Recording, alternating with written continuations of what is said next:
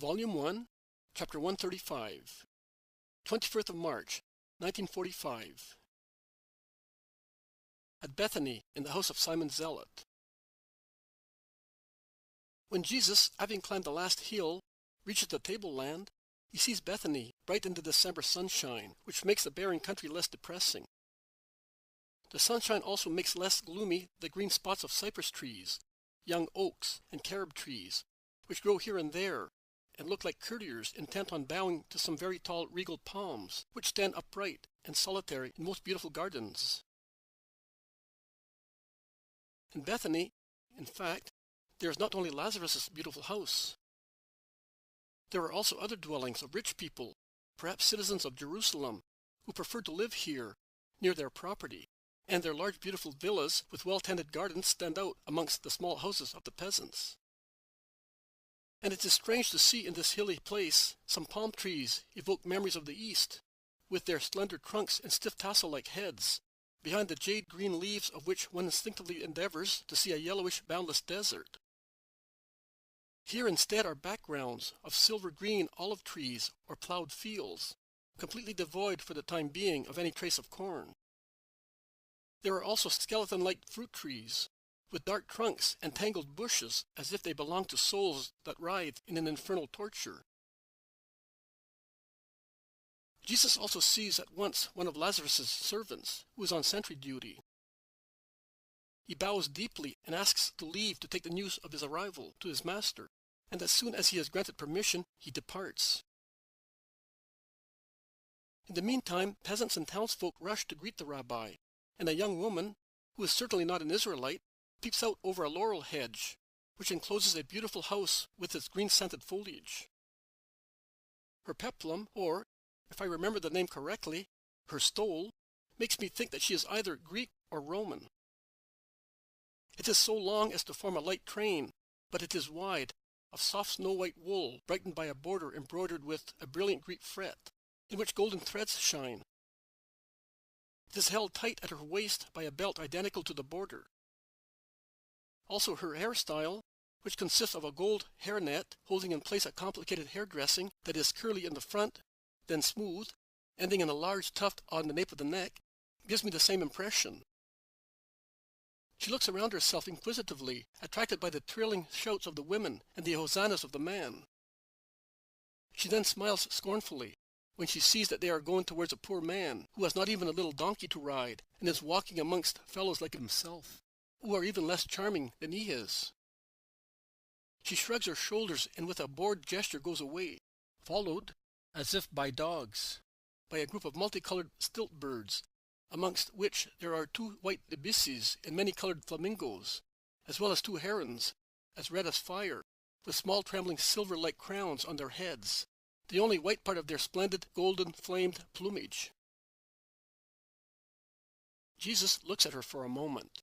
Then he listens to a big old man, who would like his legs not to be as weak as they are. Jesus caresses him and encourages him to be patient, because it will soon be springtime, and with the beautiful April sunshine, he will feel stronger. Maximinus arrives, a few yards ahead of Lazarus.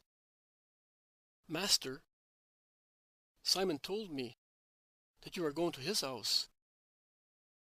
Sorrow for Lazarus, but it is understood. We shall talk about it later. "Oh, my friend." Jesus hastens towards Lazarus, who seems embarrassed, and kisses him on his cheek. They have in the meantime reached a lane that leads to a little house situated between the orchard of Lazarus and those of other people. "So, you really want to go to Simon's house?" "Yes, my friend. I have all my disciples with me, and I prefer so." Lazarus accepts the decision but does not reply. He turns only round to the little crowd following them and says, "Go. The master needs a rest." I now see how powerful Lazarus is. They all bow to his words and withdraw while Jesus greets them kindly. "Peace to you. I will let you know when I am going to preach." Master, says Lazarus now that they are alone, ahead of the disciples who are talking to Maximinus a few yards behind. Master, Martha is weeping bitter tears. That is why she did not come. But she will come later. I weep only in my heart. But we say, it is just. If we had known that she was coming. But she never comes for the feast days. True. When does she ever come? I say, the devil has driven her here just today. The devil? And why not her angel, by God's order? But you must believe me. Even if she were not here, I would have gone to Simon's house. Why, my lord? Had you no peace in my house? So much peace that after Nazareth it is the dearest place to me. But tell me, why did you say to me, come away from the clear water? Because of the approaching ambush? Is it not so? Well, then, I am placing myself in the land of Lazarus, but I am not putting Lazarus in the situation of being insulted in his own house. Do you think that they would respect you? To trample on me, they would tread on the holy ark. Let me do as I wish, at least for the time being. Then I will come. In any case, nothing forbids me to have my meals with you, and nothing prevents you from coming to me. But make them say, he is in the house of one of his disciples. And am I not one? You are my friend, which is more than a disciple for anybody's heart. It is a different thing for wicked people. Let me do as I wish. Lazarus, this house is yours, but it is not your house. The beautiful rich house of Theophilus' son. And that is very important for pedantic people. You say so, but it's because of her. I had almost convinced myself to forgive her, but if she causes you to go away, upon my word, I will hate her. And you will lose me completely. Renounce that idea at once, or you will lose me at once. Here is Martha. Peace to you, my gentle hotel keeper. Oh, Lord! Martha is on her knees, weeping. She has let down the veil which was laid on her hair dressed in the shape of a diadem, so that strangers may not see her tears. But she does not think to conceal them from Jesus. Why these tears? Truly, you are wasting them. There are so many reasons to weep, and to make something valuable with tears. But to weep for that reason? Oh, Martha, you do not seem to know any longer who I am. You know that I have only the exterior appearance of a man. My heart is divine, and it beats as a divine thing. Come on. Get up and come into the house. And with regard to her, leave her alone. Even if she came to laugh at me, I tell you to leave her alone. She is not herself. It is he who keeps hold of her and makes her an instrument of perturbation. But here is one who is stronger than her master. The struggle is now directly between me and him. You must pray, forgive, have patience, and believe. Nothing else. They go into the little house, which is a square one surrounded by a porch, which makes it look longer. There are 4 rooms inside, divided by a cross-shaped corridor. The usual external staircase leads to the top of the porch, which therefore becomes a terrace and gives access to a very large room, as wide as the house. Once it was certainly used as a storeroom, but now it is clean and completely empty. Simon, who is beside his old servant, whose name I hear is Joseph, receives the guests and says, "You could speak to the people here, or take your meals, as you wish." We will think about that. In the meantime, go and tell the others that the people can come after their meal. I will not disappoint the good people here." "Where shall I tell them to go?" "Here. The day is a mild one. The place is sheltered from the winds. The bare orchard will not be damaged if people come into it. I will speak to them here, from the terrace. You may go." Lazarus is left alone with Jesus. Martha, who has to provide for so many people, has become the good hotel keeper again and is working downstairs with the servants and the apostles, preparing tables and beds. Jesus lays one arm round Lazarus' shoulders and leads him out of the large room. They walk on the terrace that encircles the house in the lovely sunshine that makes the day mild, and from above Jesus watches the work of the servants and disciples and smiles at Martha, who comes and goes, and looks up at him. Although she looks grave, she is not quite so upset as erstwhile. He looks also at the beautiful view around the place, and with Lazarus mentions various places and people, and at last he suddenly asks, "So Doris's death was like a stick stirred in the serpent's nest?" "Oh, Master, Nicodemus told me that never before was a meeting of the Sanhedrin so violent." "What have I done to the Sanhedrin to upset it so much?" "Doris died a natural death, killed by his wrath, in the presence of a considerable crowd. I did not allow anyone to be lacking in respect to his body. So?" "You are right. But they are out of their minds with fear. And do you know that they said they must find you committing a sin so that they may kill you?" "Well, in that case do not worry. They will have to wait until the hour of God." "But Jesus, do you know of whom we are speaking? Do you know of what Pharisees and scribes are capable? Do you know what Annas' soul is like? Do you know who his deputy is? Do you know—" "What am I saying?" "Of course you know. So it is quite useless for me to tell you that they will invent a sin in order to be able to accuse you. They have already found it. I have already done more than what is necessary. I have spoken to Romans, to prostitutes. Yes, to prostitutes, Lazarus. One of them, do not look at me so frightened.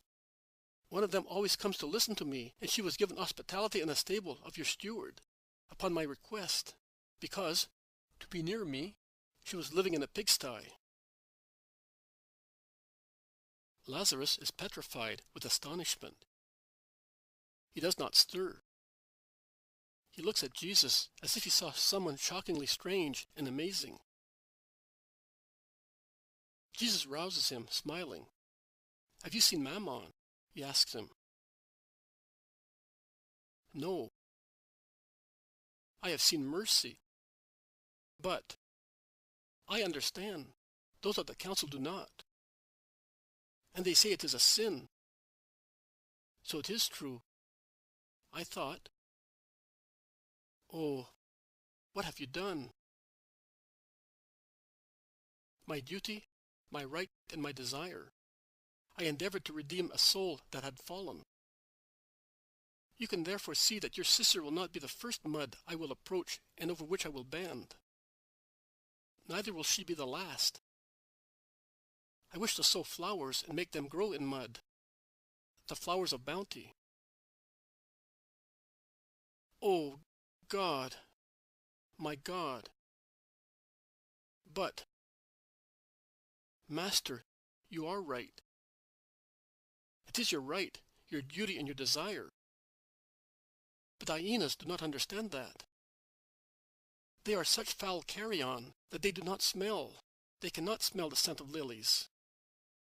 And also where they grow, the mighty carrion smells sin, and they do not realize that it comes from their own stench.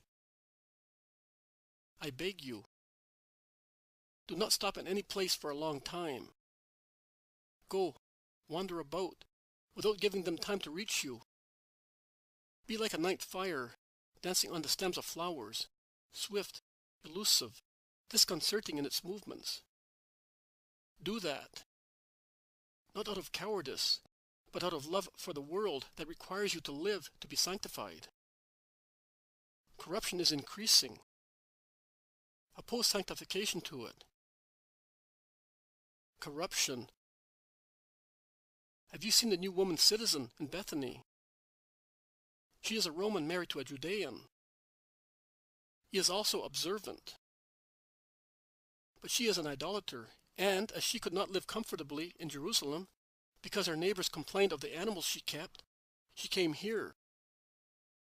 Her house is full of animals, which we consider unclean, and she is the most unclean of them all, because she lives laughing at us, and with looseness, which I am not in a position to criticize but I say that whilst no one sets foot in my house because of Mary, who weighs heavily on the family with her sin, they go to the house of that woman. But she is in Pontius Pilate's good books, and lives without her husband. He is in Jerusalem, she is here. And so they pretend, he and they, that they do not become profaned by coming here, and they do not realize that they are profaned. Hypocrisy. They live up to their necks in hypocrisy. And before long, they will be drowned in it. Sabbath is the banquet day. And they are members of the council. One of Annas' sons is the most devoted visitor. I have seen her. Yes. Leave her alone. And leave them alone. When a doctor prepares a medicine, he mixes the ingredients, and the water seems to become tainted, because he beats them, and the water becomes cloudy. Then the dead parts are deposited, and the water becomes clear again, although it is saturated with the juices of the healthy ingredients. That is what is happening now. Everything is mixed, and I work with everybody. Then the dead parts will be deposited and thrown away, and the living ones will remain active in the great sea of the people of Jesus Christ. Let us go downstairs. They are calling us.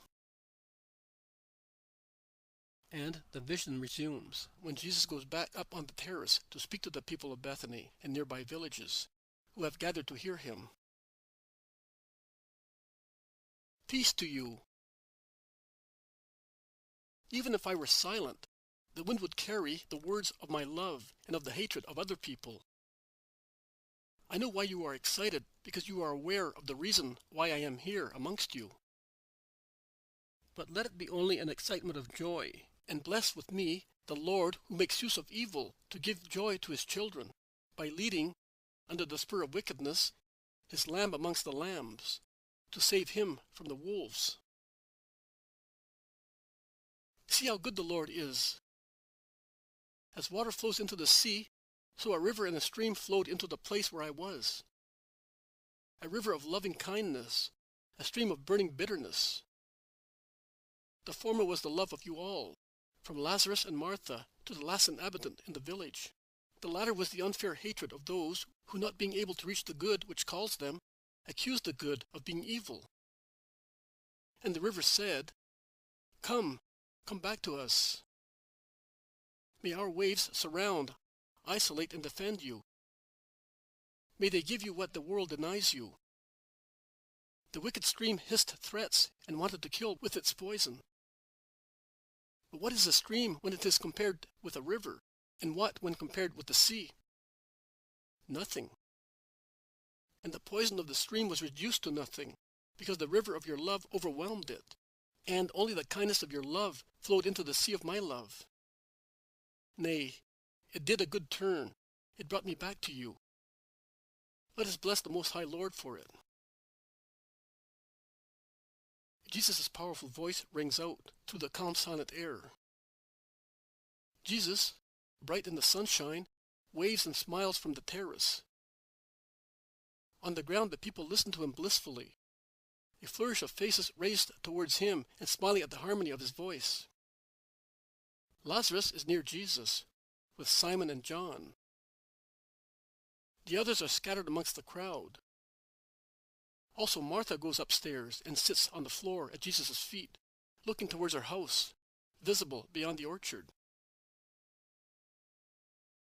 The world belongs to bad people, paradise to good people. That is the truth and the promise. May your certain strength rest upon such promise.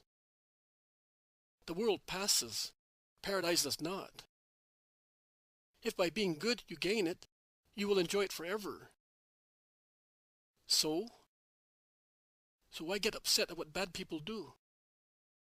Do you remember Job's lamentations? They are the eternal lamentations of those who are good and oppressed. Because the flesh moans, but it should not moan, and the more it is trampled on, the more it should raise the wings of its soul in the jubilation of the Lord. Do you think that those are happy who appear to be happy? Because by legal means, and even more illegal ones, they have opulent granaries, vats full to the brim and jars overflowing with oil? No. They taste the blood and tears of other people in all their meals, and their beds seem to be bristling with thorns, so much they feel remorse. They rob the poor and despoil orphans. They rob their neighbors to hoard goods. They oppress whoever is inferior to them in power and in wickedness. It does not matter. Never mind. Their kingdom is of this world. But what will be left at their death? Nothing. Unless you wish to call a treasure the pile of sins that they will take with themselves and with which they present themselves to God. Never mind. They are the children of darkness, rebels to the light, and they are unable to follow the bright paths of the light. When God makes the morning star shine, they call it the shadow of death, and as such they think it is contaminated, and they prefer to walk in the glitter of their filthy gold and hatred, which blazes only because the things of hell shine with the phosphorus of the lakes of eternal perdition. My sister, Jesus. Oh, Lazarus sees Mary stealing behind a hedge of his orchard to come as close as possible. She stoops as she walks, but her fair hair shines like gold against the dark box. Martha is about to get up, but Jesus presses his hand on her head, and she is compelled to stay where she is. Jesus speaks louder. What shall we say of those unhappy people? God gave them time to do penance, but they misuse it in order to sin. But God does not lose sight of them, even if he seems to. And the moment comes when, either because the love of God pierces their hard hearts, as a thunderbolt penetrates a rock, or because the total mass of crimes carries the wave of their filth right into their throats and nostrils, and they are disgusted. At last they are disgusted with that taste and that stench, which are nauseating also to other people and fill their own hearts. The moment comes when they loathe it, and a feeling desiring good roots in their hearts. Each soul then cries, "Who will allow me to go back to former times, when I was a friend of God? When his light shone in my heart, and I walked in its rays? When the amazed world was silent before my justice, and who saw me said I was blessed? The world craved for my smiles, and my words were received like the words of an angel, and the hearts of my relatives leapt with pride in their chests. And what am I now? I am an object of derision to young people, of horror to elderly people. I am the subject of their songs, and they spit scornfully in my face." Truly, that is how, in certain moments, the souls of sinners speak, the souls of the true Jobs, because there is no greater misery for man to lose God's friendship and his kingdom forever. And they must arouse pity, only pity. They are poor souls who, out of idleness or rashness, have lost the eternal spouse. On my bed, at night, I sought him whom my heart loves. I sought but did not find him. In fact, in the darkness one cannot distinguish the spouse, and the soul, spurred by love, being thoughtless because enveloped by a spiritual night, seeks and wants to find relief from its torture. and the soul thinks it can be found with any love. No, only one is the love of the soul, God. Those souls spurred on by the love of God wander seeking love. It would be sufficient for them to wish to have light, and they would have love as their consort. They wander like sick people, groping for love, and they find all the loves, all the foul things that man has so called. But they do not find the love, because the love is not gold, pleasure, power, but God. Poor souls!